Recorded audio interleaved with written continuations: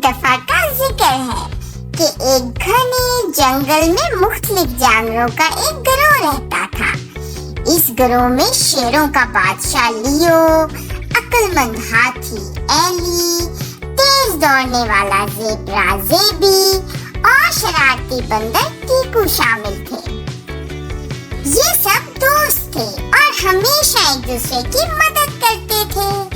एक दिन जब ये दोस्त जंगल की नहर के किनारे जा रहे थे तो उन्होंने देखा कि नहर का पानी कम हो रहा है और पानी का बहाव कमजोर हो गया है और जमीन खुश्क होने लगी थी।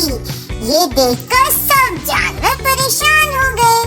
लियो ने कहा, हमें मालूम करना चाहिए कि नहर का पानी क्यों कम हो रहा है। एली ने सर हिलाते हुए कहा, हाँ, हमें नहर के मंबा की तरफ जाना चाहिए और देखना चाहिए कि क्या मसला है। ये सब दोस्त नहर के साथ साथ आगे बढ़ते गए। रास्ते में दूसरे जानवरों से मिलते हुए जो भी परेशान नजर आ रहे थे, आखिरकार वो एक पहाड़ के दामन में पहुंचे जहां से नहर का पानी निकलता था। वहां उन्होंने देखा कि एक बड़ा पत्थर नहर के मंबा को रोक रहा है, जिसकी वजह से पानी का बहाव रुक गया था। सब दोस्तों ने एक दूसरे की तरफ देखा और कहा, हमें इस पत्थर को हटाना होगा ताकि नहर का पानी फिर से बहने लगे। एली ने अपने मजबूत सूंड से पत्थर को पकड़ा। लियो और ज़ेबी ने दोनों तरफ से जोर लगाया और टीकू दरख्त से लटककर मदद करने लगा। सब ने मिलकर बहुत जोर लगाया और आखिरकार वो पत्थर हिलने लगा। कुछ ही देर में पत्थर अपनी जगह से हट गया और नहर का पानी जोर से बहने लगा।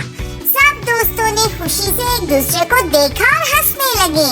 वो खुशी खुशी वापस जंगल में आए जहाँ दूसरे जानवर उनका इंतजार कर रहे थे। जब पानी फिर से बहना शुरू हो गया तो पूरा जंगल खुशी से झूम उठा।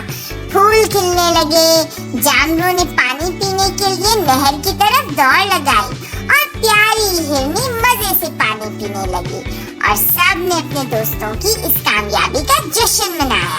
आखिरी मंजर में जब सूरज डूब रहा था तो जंगल का मंजर बहुत खूबसूरत लग रहा था। नहर का पानी दोबारा बहने लगा था और सब दोस्त एक दूसरे के साथ बैठे उस दिन की यादें ताजा कर रहे थे।